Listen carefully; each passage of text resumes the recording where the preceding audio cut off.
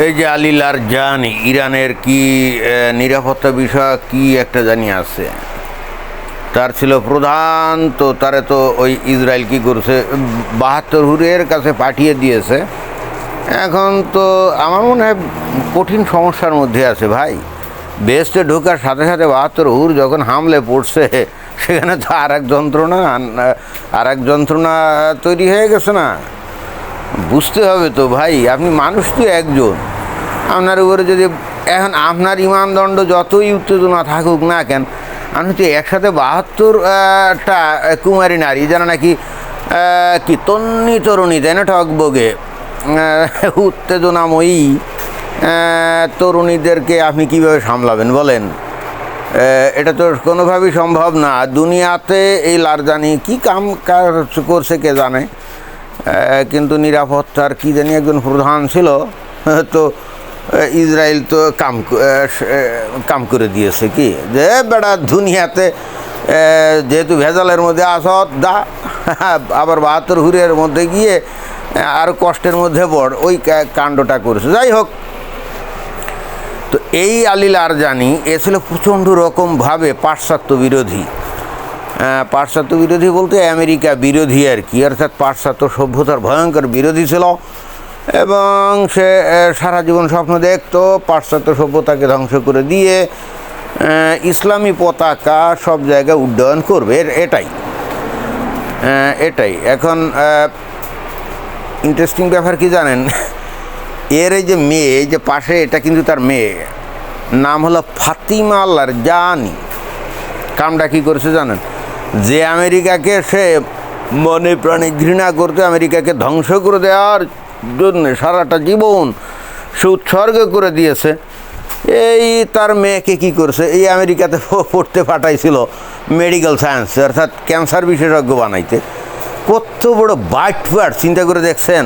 আরে বেটা, তোর ইসলাম দিয়ে তোর দেশে যদি এত উন্নয়ন করে থাকবি, তাহলে তোর তো কোনোভাবেই দরকার নাই যে আমেরিকা ইহুদি নাসারা কাফেরের দেশে গিয়ে তোর মেয়েকে পড়াশুনো করানো। এটা তো বুঝলাম না।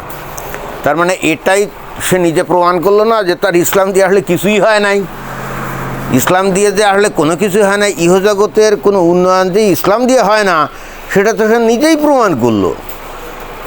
ওর ইরানে কি মেডিকেল কলেজ নাই? আছে। বা মেডিকেল বিশ্ববিদ্যালয় কি নাই? আছে। সেখানে ওর মেয়েকে পড়াইছিল, কিন্তু ফাইনালি আরও ভালো করে পড়ানোর জন্য উচ্চতর ডিগ্রির জন্যে অঙ্কোলজি পর্যন্ত ক্যান্সার বিষয়ক শিক্ষা আর কি, তো ওই জন্যে এর মেয়েকে পাঠাইছিল। ইন্টারেস্টিং ব্যাপার কি জানেন, এই মেয়ে কিন্তু অতঃপর ওর বাপের সাথে বনিবনা হয় নাই। অর্থাৎ এই মেয়ে কিন্তু আমেরিকায় গেলে, যেখানে মুক্ত স্বাধীন জীবনযাপন উপভোগ করে, তো তার পক্ষে কি আর ওই যে ইরানে যে বদ্ধ সমাজ, তাই না, যেখানে ওই যে মাথায় কাপড় দিলেও যদি চুল এক গোছা বেরোয় যায়, তাহলে তাকে ধরে নীতি পুলিশ আছে না ওদের দেশে, নীতি পুলিশ ধরে কি পিটায়, তারপরে ধরে নিয়ে জেল হাজত ফাঁস দিয়ে দেয়।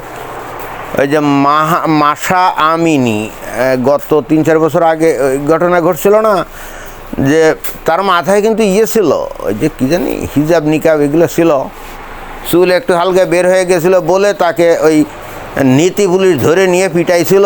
তারপরে কি তাকে নাকি রেপও করছিল। হ্যাঁ, ইরানি নারীগুলো তো সুন্দরী ভাই, অতএব দেখলে তো রেপ করতে মন চায়, তাই না? তো রেপ করে তারপরে তাকে মেরেই ফেলছিল। এবং পরে ওই ইরানের নারীরা রাস্তায় নামলে 500-600টারে গুলি দিয়ে হত্যা করে এই শুয়ারের বাচ্চা, এই কি আলী লারজানি, তাই না? এই শুয়ারের বাচ্চার নির্দেশেই কিন্তু ওই কামটা করছে। চিন্তা করে দেখছেন যে শুধুমাত্র মাথার চুল দেখা গেছে এই জন্যে। ওই যে বাংলাদেশে অনেক মানুষ আছে যারা ইরানের প্রচণ্ড ভক্ত। কেন ভক্ত জানেন? আসলে ওরা তো এই যে ইরানের এরা তো শিয়া, এদেরকে মুসলমান মনে করে না, মনে করে যে এরা হলো মুনাফিক। কিন্তু ওই যে ইসরায়েল আর আমেরিকার বিরুদ্ধে যুদ্ধ করছে, ওই জন্য তারা পছন্দ করে। অথচ এই হারামজাদাগুলারে আবার ভিসা যদি দেয় এই আমেরিকা, তারা কিন্তু আমেরিকায় চলে যাবে। কি অদ্ভুত পিকুলিয়ার চিজ। এদেরকে যদি বলা হয় যে আচ্ছা ঠিক আছে, তোরা যখন এতই ইসলাম করার খায়েশ, বাস্তবায়নের খায়েশ, যা তোরা আফগানিস্তানে যা, নাহলে এখন ইরানে যা, না তা যাবে না। ওরা যে দেশটাকে ঘৃণা করে সেই দেশটাতেই যাবে। অর্থাৎ এরা এদের চিন্তা চেতনা এবং কর্মকাণ্ড দিয়ে প্রমাণ করে যে আসলে ইহুদি নাসারা কাফির যাদেরকে বলে এরা, তারাই বস্তুত এই জগতে অনেক উন্নতি তারা করে। টেকনোলজি বলেন, বিজ্ঞান বলেন, সাহিত্য বলেন, অর্থনীতি বলেন, তাই না, সমাজবিজ্ঞান বলেন, যে কোনো সাবজেক্টে দে আর ফার অ্যাডভান্সড দেন মুসলিম। আসলে ঘটনা কি? ঘটনা হচ্ছে যে মুসলমানরা তো খালি কোরআন হাদিসের মধ্যে পড়ে থাকে। তো কোরআন হাদিসের মধ্যে কী জ্ঞান আছে বলেন তো? ওই যে অনেকে দেখছি যে সুফি সাধক, তাই না ভাই, বিশ্বাস করেন কোরআন হাদিস আমি পুরাটা পড়ছি এবং একবার না বারবার পড়ছি, ওখানে কোনো সুফিজম বলে কোনো কিছু নাই। যারা এই যে সুফি ইসলাম টাইপ, অর্থাৎ আধ্যাত্মিক টাইপের যে ইসলাম এইগুলো করে না, চর্চা করে না, এগুলো বেসিক্যালি করে তারা ওই যে করে তারা বস্তুত এই সুফিজম অর্থাৎ আধ্যাত্মিকতাবাদ এইগুলো বেসিক্যালি আসছে কোথা থেকে জানেন?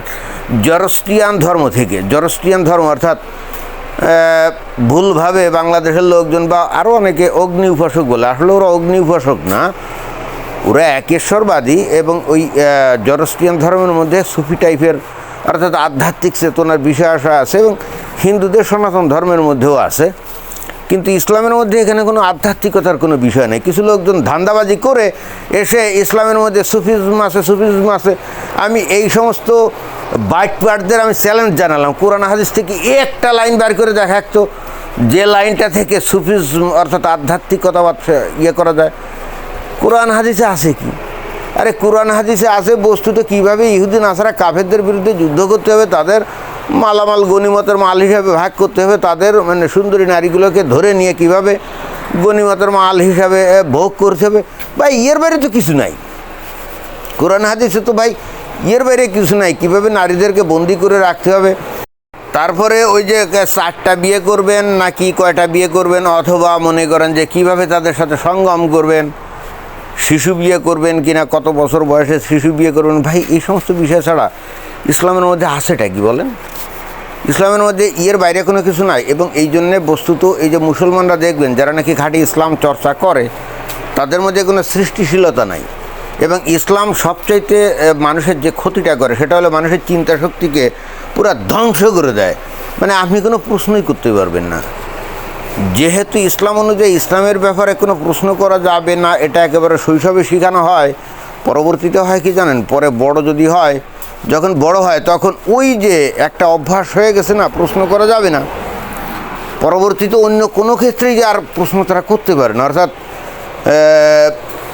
মানে কি বলা যায়, মানে একেবারে কমপ্লিটলি তারা আসলে জম্বি হয়ে যায়। জম্বি পর্যন্ত ওই যে হলিউডের কিছু ভিডিও আছে, মুভি টুভি আছে, দেখবেন যে জম্বি, তাদের অন্য কোনো নাই, তারা just one purpose in their life, অন্য কোনো চিন্তা টিন্তা করে না। তাদের হয়তো খুনি হিসাবে বানানো হয়েছে, ব্যাস খুন ছাড়া, খুন খারাপি ছাড়া আর কোনো কিছু তারা পারে না।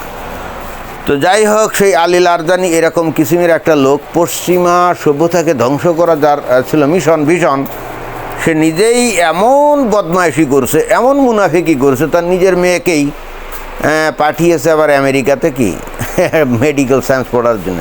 এবার চিন্তা করে দেখেন কি ভয়ানক ভণ্ড এরা। আর এদের জন্যে বাংলাদেশের মুমিন মুসলমানের প্রাণ কাঁদে, যদিও আবার তারা আবার এদেরকে আবার মুনাফিক হিসাবে গণ্য করে। এবার দেখছেন যে এই মুসলমানদের ধর্ম অর্থাৎ তাদেরকে কিভাবে মেন্টালি কিভাবে তাদেরকে ধ্বংস করে দেয় এবং করে দিচ্ছে, এর ফলে এদের কোনো সম্বিত নাই। ধন্যবাদ।